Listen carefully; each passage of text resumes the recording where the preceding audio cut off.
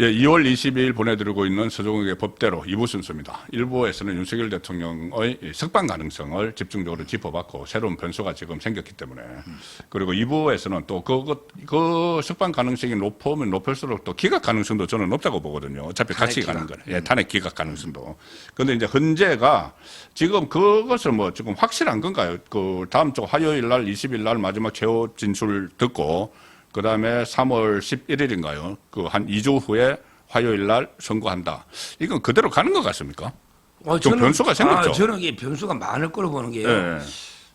예를 들어 이제 이거 마흔역 사건 있잖아요. 아, 마흔역 인용. 이제 그 처음에 아니 권한대행 심판할 때 선고한다고 해가 두 시간 전에. 아, 그렇죠. 2시간 전에 이제 변론이 제기됐잖아요. 예. 제기됐잖아. 예. 옛날에 뭐 노무현 박근혜 대통령은 이제 11일에서 14일 예. 이렇게 뒤에 선고했잖아요. 근데 그때하고 다른 게 보십시오. 노무현은 이게 탄핵 사유가 없어요, 솔직히. 그건 탄핵 사유가 아니에요. 근데 박근혜 대통령 때는 강일원 주심이 유일하게 여야 합의로 추천된 재판관이잖아요. 그러니까 만장일치가 유도됐어요. 만장일치가. 근데 이번에는요. 이번에는 이게 만장일치가 어렵다는 게 일반적이거든요. 아무리 봐도 어렵죠. 예. 그러고 이게 진술이 오락가락하잖아. 그러면 이제 그 만장일치를 시도는 해볼 거라고요. 노력을 해볼 거냐고. 끝없이 토론하면서. 그러다 보면 이게 그 시간이 그때하고 전에 다를 수 있고요. 또 이게 워낙 진술들이 엇갈리고 하다 보면 이게 그 평의를 하다가 돌발 변수로 그 팩트가 좀 부정확한 게 놓을 수도 있어요. 그럼 새로운 정의 골라야 그렇죠. 변론이 재개될 수도 있고. 저는 이번에는 이게 순탄치 않은 과정이 논다. 박근혜 대통령이 쉽게 8대 0으로 이게 안 나오고 만약에 경론이 벌어져가 이게 소수 견해가 있으면 골치 아프거든요.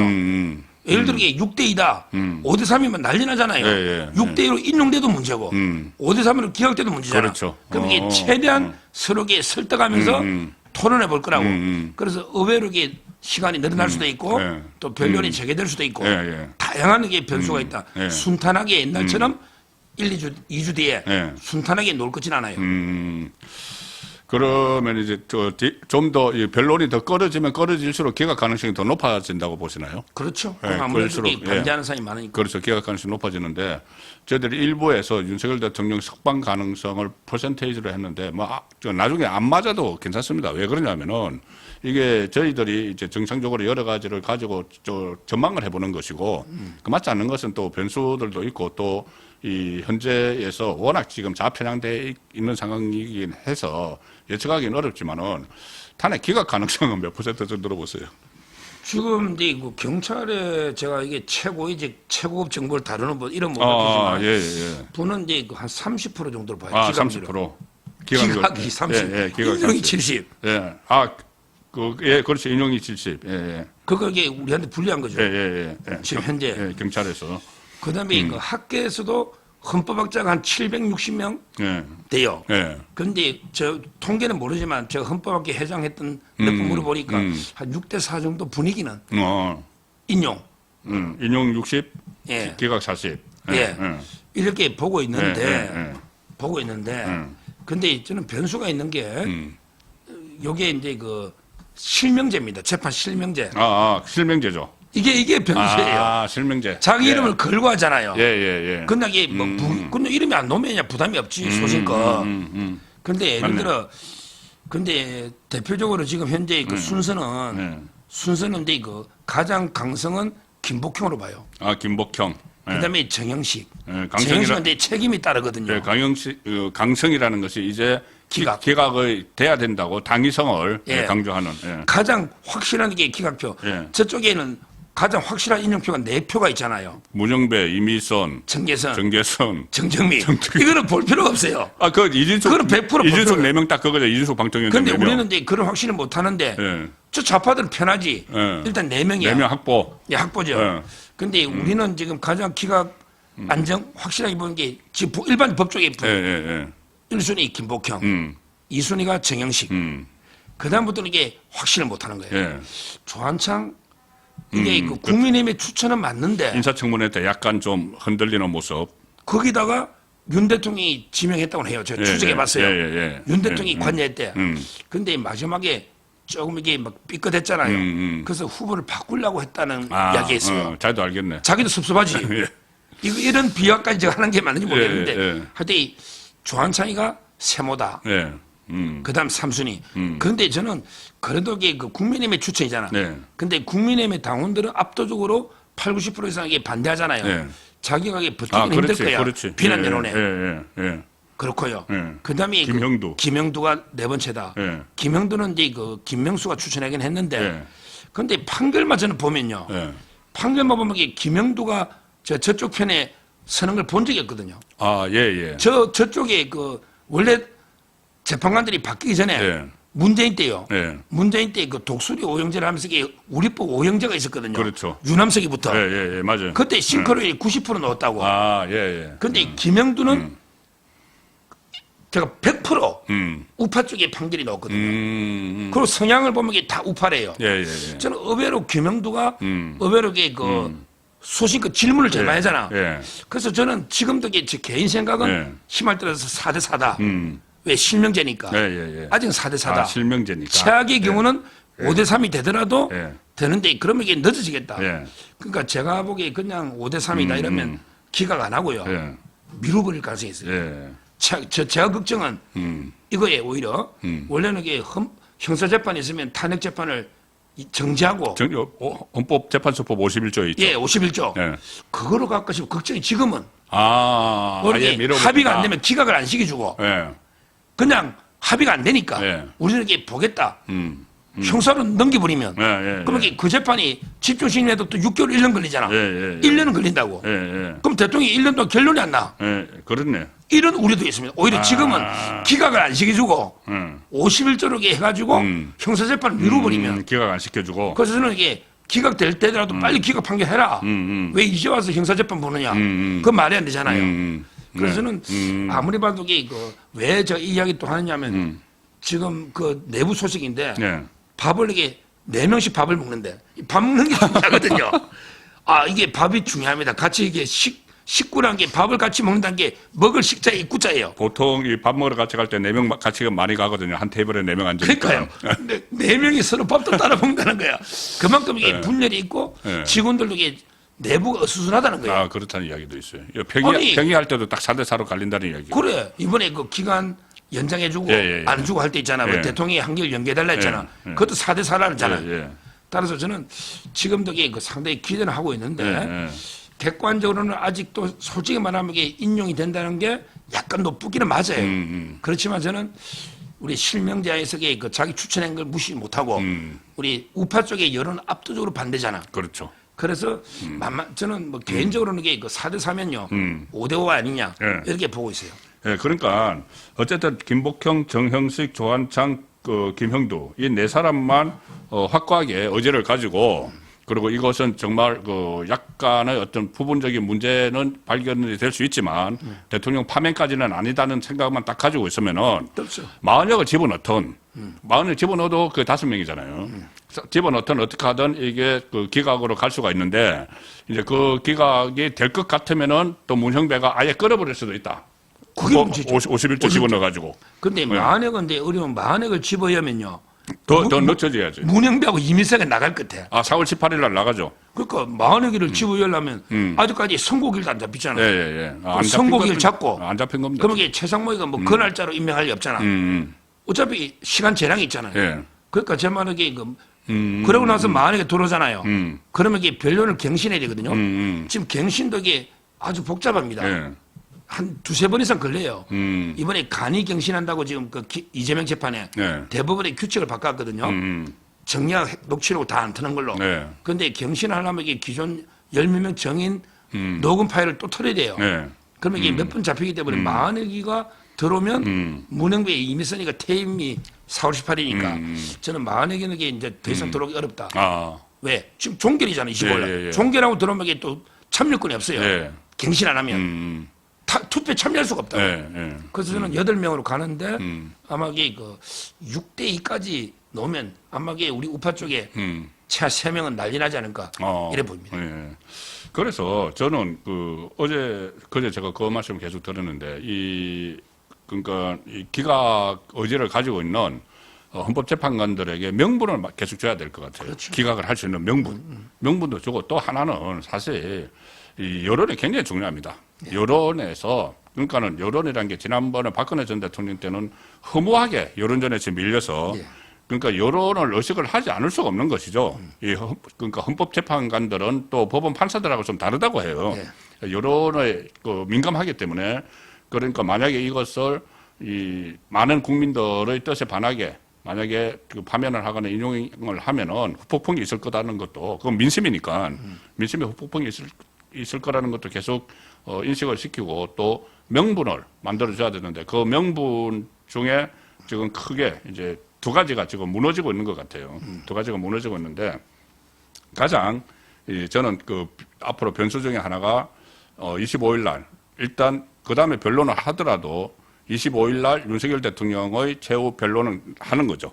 그 다음에 다시 재개가 되더라도 그게 이제 어떤 내용인지 상당히 관심이 상당히 높고 그게 나중에 결정을 좌우하는데 한두 명만 이렇게 움직여도 되잖아요. 헌법재판관.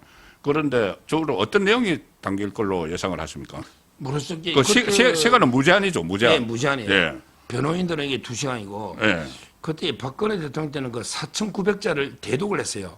아, 예. 직접 안 나왔거든요. 했죠. 4,900자 분량이에요. 4천 짧네. 4,900자가 저는 모르 200자 원고지를 치면 20장. 20장이 넘잖아요. 예. 대독을 했으니까. 아, 예. 근데 뭐 대통령이 저는 뭐 무제한이라도 너무 다 중계되는데 너무 길면 또 이게 압축이 집중도가 떨어지거든요. 뭐 1시간 반 정도 뭐 그 정도는 예상하지 않을까? 1시간 정도. 뭐 강한 예. 메시지로 하되 예. 메시지가 왔다 갔다 하면 안 되잖아요. 그렇죠. 두 개를 참고하면 될 것 같아요. 두 개. 하나는 그 계엄 직후에 우리 한 30분 기자회견 한 게 있잖아요. 예. 왜 계엄을 하게 된지 당당하게. 예. 계엄 동기. 아, 예. 이걸 이게 당당하게 그건 밝히고. 일관되게 해오고 있으니까는. 그러니까요. 예, 국정마비. 예, 이재명이 국정마비 해오고 있으니까. 예. 그건데 그 요즘 최근에 북한에서 민노총 통해서 정권 끌어내리는 이런 공정이 많았잖아요. 예. 뭐 이런 거 포함해가지고 계엄 동기를 당당하게 말하고요. 그다음에 윤 대통령의 그 취임사 있죠. 아, 취임사. 이게 초심이잖아요. 예. 초심으로 이게 복귀하면 초심으로 돌아가서 이게 어떻게 국정 비전을 제시하느냐 요 문제인데요. 그다음에 거기에다가 이제 그 최근에 세대 통합, 나라 통합 문제 하나가 돼야 되니까 특히 그 세대 통합도 이야기했지만 여러 가지 통합 문제 하고요. 그다음에 개헌 문제가 하나 들어갈 것 같아요. 승부수는. 아, 개헌. 개헌은 이제 우리 9차까지 개헌 중에 한 번도 대통령이 발의하는 게 없어요. 이게 개헌 마감을 떠들어도 대통령이 발의 안 하면 안 돼요. 따라서 이제 그 뭐 굳이 임기 단축까지는 저는 뭐 그렇게 저자세까지 필요 없더라도 뭐 그런 게 판단하겠지만 최소한 이게 뭔가 87년 체제가 한계에 왔잖아요. 여러 가지 국회 행포나 그래서 이제 그 개헌에 아마 이게 총력을 기울여서 한번 이게 우리 체제를 한번 제대로 정비하겠다. 요런 데 그까지 통합 세대 통합 포함해서 통합 그다음에 개헌 그다음에 초심으로 국정 비전 그다음에 계엄했을 때 동기 요런 게 내용이 들어가는데 제가 가장 강조하고 싶은 거는 이거는요 재판관들한테 하는 게 아닙니다. 국민한테 하는 거예요. 제가 조금 전에 이제 민심 이야기도 말씀드렸죠. 같은 이야기입니다. 따라서 이게 너무 우리가 보통 변론할 때는 존경하는 재판장님 뭐 우리 한 번만 선처해 주세요 어쩌고저쩌고 이렇게 저자세로 하면 국민들이 볼 때 굴욕입니다. 그렇죠. 따라서 이게 저는 재판장보다 국민을 보고 당당하게 그래야 재판관들도 움찔하는 거예요. 국민을 보고 당당하게 한마디로 윤석열답게 해라. 당당한 소신 있잖아요. 배짱 이렇게 물론 이게 국민께도 죄송한 거는 사과해야죠. 그 본인도 사과할 거 사과했잖아요. 국민들께. 그렇지만 이게 저는 국민을 바라보고 사과할 건 낮은 자세 사과하되 또 이게 너무 당당함을 잃지 말고 그걸 이렇게 정확하게 국민께 메시지를 전달해 내려봅니다. 이게 저는 이제 같은 이제 맥락에서 말씀드리는 거지만은 가령 예를 들어서 윤석열 대통령이 계엄을 선포하게 된 이유가 2년 반 동안 국정 마비였잖아요. 그러면은 이제 다시 이 후반부 국정은 정말 잘할 수 있는 여건이 생길 것 같아요. 뭐냐면은 이재명이 없어집니다. 이재명이 만약에 직무 복귀를 하게 되면은 그전에는 이재명이 저렇게 자기 방탄하려고 막 했지만 어차피 지금 몇 개월 사이에 이재명은 피선거권이 박탈되고 당대표직 물러나야 되고 조기 대신 이제 일단 물 건너가는 거고 당대표 날아가고 국회의원도 아니에요. 국회의원도 아니면은 그러면은 이게 국정 운영이 잘 될 수가 있어요. 그때 누가 야당 대표를 맡더라도 이렇게 해서 정말 탄핵 그 소동까지 겪었는데 어떻게 그 뭐 무차별 탄핵이나 예산 폭거를 하거나 막 법안 무차별을 하거나 하지 못할 거거든요. 그렇죠. 그러면은 지금 정부가 복귀가 되면은 윤석열 대통령은 정말 국정 운영을 잘 할 수 있는 환경이 만들어지는 거예요. 그렇습니다. 그러면은 좀 전에 말씀하신 거, 그거 누구도 하지 못했던 개헌. 예. 개헌이 역대 정부에서 전부 이야기가 있었지만 초반전에는 개헌을 하면은 블랙홀에 대해서 국정 운영이 안 되니까 자기 하고 싶은 걸 못 하니까 안 하는 거고 후반에는 힘이 떨어져서 못 하는 거예요. 예.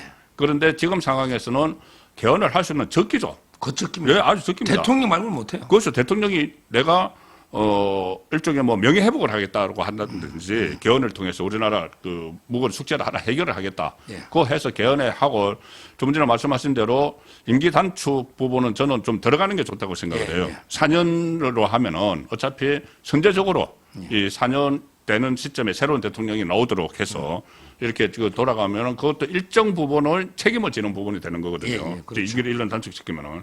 자, 그래서 저는 그것들을 이런 부분들을 조금 전에 말씀드린 4명의 헌법재판관 이 4명에게 각인을 시키면은 저는 충분히 기각 가능성이 있다고 봅니다. 그러니까 그 나머지 4명은 속에 경리니까 나머지는 뭐 나머지 4명은 볼 거. 예, 거기는 벌써 지금 뭐 마음의 준비를 다 하고 그리고 그 사람들은 나중에라도 우리는 그래도 그 파면 시키려고 했다. 그래서 이제 좌파 진영에 이 도장을 찍어놔야 되니까 그렇죠. 거기는 절대 안 움직입니다. 그러면은 이쪽 4명도 절대 안 움직여야 되는 거죠. 그렇습니다. 예. 자, 마지막으로는 이재명. 조금 전에 이재명 말씀드렸지만 이재명은 곧 갑니다. 이게 기각만 되면은 그 순간에 가요. 그러니까 본인이 지금 제가 볼 때는 오갈 때 모르고 여기 갔다 저기 갔다가 자기도 이제 무슨 통합하면서 김경수나 김부겸이나 박용진이나 요거 만날 때는 통합을 하면서 그러면 선명성을 강조를 해야 되잖아요. 예. 그래서 좌쪽으로 막 이야기를 하는데 이거 조기 대선 또 막 망상에 젖어 있으니까는 조기 대선 하면 또 오른쪽으로 가야 되고 하니까 막 갈팡질팡 하는데 최근에 그 이재명 속셈이 뭐라고 보세요? 그 정신 없는 거예요, 그냥 한마디로. 지금 이제 이재명이가 주야가 바뀌잖아요. 주야가 바뀌죠. 낮에는 우재명, 밤에는 자재명, 오른쪽, 밤에는 왼쪽. 낮에는 왔다 갔다 갈짓자로 이게 제가 보기에 표만 되면 이게 다 움직일 것 같은데요. 한마디로 이게 중도 보수를 내세우잖아요. 근데 옛날에 본인이 9년 전에 글 올린 거 보니까 중도가 어딨냐. 자기는 이게 선명하게 진보 쪽에서 해야 된다. 이런 글 올린 것도 놓잖아요. 철학이 없어요. 과거에 철학이 왔다 갔다 합니다. 이재명이가 자기 과거의 적이고요. 네. 이재명이 근데 중도 보수를 내세운 게 국민의힘을 극으로 모는 거예요. 그렇죠. 그다음에 이쪽에 진보 쪽에는 경쟁자가 없잖아. 조국이나 심상정이나. 그러니까 이쪽은 무조공사니까 경쟁자 없고 국민의힘만 극으로 몰면 내가 이게 중도까지 다 물 수 있다. 고래파시키는 예, 이런 전략인데. 일종 개멸 전략이에요. 개멸. 그러니까요. 한마디로 하면 이게 토끼로 비유하면 이미 집토끼는 경쟁자가 없으니까 잡아놨다. 이제 산토끼 좀 중도로 잡으러 가자. 이런 건데 이렇게 행보하면요. 저는 집토끼, 산토끼 다 달아날 것 같아. 그렇죠. 지금 여기 민노총이나 한국노총에서도 부글부글 이재명 해요. 난리야. 네, 부글부글 아니 당신 이게 뭐야? 네. 진보 진영이 난리라니까. 우리가 맨날 거리에 나가가지고 막 퇴진운동, 윤석열 퇴진운동 벌여주고 했는데 이게 뭐야 이렇게 되는 거죠. 집토끼가 도망갈 수 있는 거예요. 그러기에 산토끼들이 이재명인데 쏟겠느냐고. 저놈에게 또 위장 우클릭. 요새는 얼굴만 봐도 알아요. 그러니까 가짜라는 거. 진정성이 없잖아. 예. 아니 자기가 핵보유 이야기해놨고 또 국방부 장관 임명 반대하잖아. 안 보나. 따라서 이게 저는 25만도 준다 했다 안 준다 했다 이상하잖아. 보수 정당이 노란봉투법 지금 다시 하잖아요. 그러니까 제 말은 저는 두 토끼 다 놓칠 것 같아. 그렇죠. 그리고 이제 그거 그렇게 완전히 본인 오락가락하는 이유가 결국은 자기 사법이기 때문이에요. 예. 사법이기 때문인데 일부에서 잠깐 말씀이 나왔지만은 이재명의 재판 그러니까 판사복은 끝난 것 같아요. 판사복 진짜 판사복을 노린 사람은 바로 김동현이잖아요. 그렇죠. 위정교사 1심에서 그 어처구니 없게 강규태하고 무죄죠. 강규태. 선거법에 중간에 나가버렸죠, 강규태. 사표는 나가버렸죠. 그리고 뭐니 해도 판사복 유창훈. 유창훈 아니었으면 지금 감옥에 있을 거고. 판사복 건순일. 맞습니다. 많습니다. 건순일 판사복을 노려왔는데 이제 판사복이 거의 끝나는 것 같아요. 그렇죠. 신진우 부장 판사가 나간 게 좀 아쉽지만은 어쨌든 지금 2심에 들어갔어도 그죠? 최은정. 최은정 부장판사도 그렇고 아주 그 재판 신속하게 하고 있잖아요. 예, 예. 그리고 유정교사 2심도 바뀌었죠. 예, 이진관. 예, 이진관 그도 바뀌었는데 이진관 판사도 이진관 판사는 그 대장동 재판부는요. 그 대장동 이진관. 대장동이 이제 이진관으로 바뀌었죠. 유정교사도 바뀌었고 유정교사 2심도. 그건 고법이고. 고법에 그건 바뀌었고. 고법이고요. 자, 대장동이 지금까지 계속 김동연이 질질질질 끌었는데 저는 만약에 판사가 바뀌면은 그 전에 검찰에서 요구한 거 있잖아요. 분리선고. 예. 그러니까는 대장동, 백현동, 위례신도시, 성남FC를 잘라서 예. 선거하자. 검찰에서 했는데 김동연이 안 하고 갖고 있었잖아요. 예. 그렇게 바뀔 가능성이 있나요? 분리선거로? 그러니까 지금 이제 검찰이 요구하니까 네. 아마 분리 선고도 선고인데 그 차라리 저는 분리 심리. 그냥 심리가- 재배당을 해서 아예 재배당. 백현동을 이게 다른 부로 배당하고 FC를 다른 부로 배당하는. 좀 다르네. 그러니까는 이것을 33부가 계속 가지고 있으면서 분리 선거를 하면은 지금 한참 밀리잖아, 위례 어차피. 신도시 하나 끝나고 선거하고 그다음에 대장동 끝나서 선거하고 이렇게 되는데 다 떼서 다른 데 나눠줘 버리면 그렇죠. 위례하고 대장동을 하나로 하고. 동시에 진행이 되는. 예. 안 그러면 이게 분리 선고만 하면 이게 좀 이상하기도 하지만 재판이 어차피 늘어지잖아요. 그렇죠. 어차피 그 재판부에서 FC가 다 못하니까. 예. 아니 근데 분리해서 재배당을 해서 하자는 이제 이런 주장이 있고 그게 하면 이제 분리 선고인데 분리 선고하면 이게 미리 구속시키 놨고 하자는 건 똑같잖아요. 예. 위례 대장동으로 분리 선고해서 예. 구속시키 놨고 그다음에 그 백현동하고 FC 하자. 그렇지. 뭐 두 주장 다 이번에 뭔가 근본적인 그게 있어야지. 안 그러면 이게 이진관 판사도 끝을 못 냅니다. 지금 그렇잖아요. 예. 시간이. 실제 그 분리해서 재판 안 하면 대장동을 하는데 3년 보더라고. 유동규 씨는. 예. 그러면 이게 의미가 없잖아요. 예. 근데 백현동은 6개월이면 돼요. 그래서 오히려 저는 분리해서 재배당을 해가지고 예. 백현동이 이게 빨리 놉니다. 나머지는 이게 늦게 놓고요. 근데 여기서 중요한 게 네. 진짜 중요한 거는 이게 이재명이가요. 와, MBC. 그러니까 MBC가 판 깔아준 거. 와, 이걸 보고요. 다수설이라고 했잖아. 예. 그러니까 불소추 특권이 예. 이 본인이 재판 중인 것도 멈춘다. 예. 자기가 만약에 대통령 되면은 그게 다수설이라고 이야기를 했는데 그 전에는 다수설은 실제로는 새로 그 대통령이 되고 나서 기소 못 한다는 것이지 재판은 진행된다는 얘기였죠. 그렇죠. 그런데 이제 거꾸로 자기가 다수설이라고 했어요. 예. 이거는 이게 다행히 홍준표가 딱 잡아놨어요. 맞아. 홍준표가 그때 성완종 리스트에 예. 대법원 중에 대선후보 넣었잖아. 예, 그때 조기 대선할 때입니다. 예. 그때 이제 좌파들이 대통령 돼도 대법원 판결 맞아, 나면 맞아. 끝난다 이랬잖아요. 예. 그러니까 이제 그때 좌파 학자들 중에 지금 공법학의 회장이 전학선 외대 교수예요. 예. TV 마이너는 좌파거든요.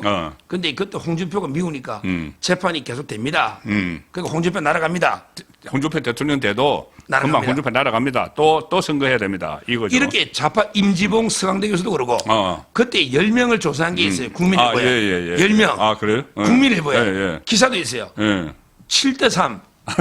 7명이 기존 재판 진행돼가 날아갑니다. 날아간다. 3명이 중단됩니다. 3명이 중단된다. 그럼 이게 어느 게 다수설이냐고. 그러니까 그걸 이제 이재명은 3명이 다수설이라고 이야기하는 그러니까 거죠. 예. 그때 홍준표 아니었으면 우기실 거야. 그렇지.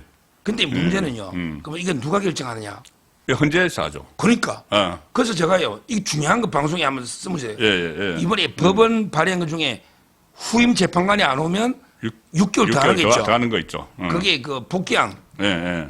근데 이게 윤석열 탄핵용이 아닙니다. 이걸 보고 우리가 윤석열 탄핵하려고 문영배 이미선 위인설법이라잖아. 근데 그게 아니래. 집권 후. 제가 민주당 패널 변호사님 물어봤더니 예. 윤석열은 3월달에 끝나잖아. 요게 이재명 방어용이래. 이제 자기들 원하는 대로 이해하면 이제 윤석열 대통령 3월 달에 끝나고. 근데 끝나는데 예. 문제는 이재명 사건이 헌재로 갈 게 2개가 있어요. 예. 하나는 공직선거법 위헌법률 심판 있죠. 그거. 요거 안 받으잖아. 예. 헌법 소원할 수 있어요. 헌법 소원화 갑니다. 예. 그다음에 아까 제가 소추특권 예. 이걸 재판 진행하면 헌법 소원하면 이게 헌재 갑니다. 그렇지. 근데 그때 6표가 필요해. 그때 탄핵 헌법 소원도 6표죠. 예. 탄핵도 6표. 예. 가반이 아니고. 근데 그때 4월 18일 지난잖아. 이재명 재판은 그 두 사람이 중단했느냐. 그렇죠. 4월 지나잖아. 예. 근데 그 2명이 나가버리면 6표를 못 얻잖아. 못 얻지. 근데 거기다가 임명도 못해. 예. 대통령 몫이잖아. 그렇죠. 제 말은 자기들이 2명의 임기를 연장하면 그 2표야. 그다음에 만에 그 노림수가 그다음에 정정리. 그 노림수가 6표 오면 이재명이를 살리기 위해서 문영배하고 이민세가 4월 이후에도 필요하다. 왜 대통령 몫이니까. 예. 그런 속에 한다고 저 깜짝 놀랐죠. 그 민주당 변호사 제목 그러더라고. 이거 이재명 살리기 위해서 이재명이 헌재 2개 간다 이거야. 예. 근데 윤 대통령을 하는 게 아니다 이거죠. 윤 대통령 3월에 끝난다고 자기들 보니까 이걸 우리가 본질을 하고 비판해야 됩니다. 왜 이재명 살리려고? 정확히 알아야 되네요. 그 위헌이거든. 법에 6년이잖아. 예. 근데 6년 6개월 만들어주면 안 되잖아요. 그렇죠. 이걸 분명히 알아야 돼요. 근데 아주 깜짝 놀랐어.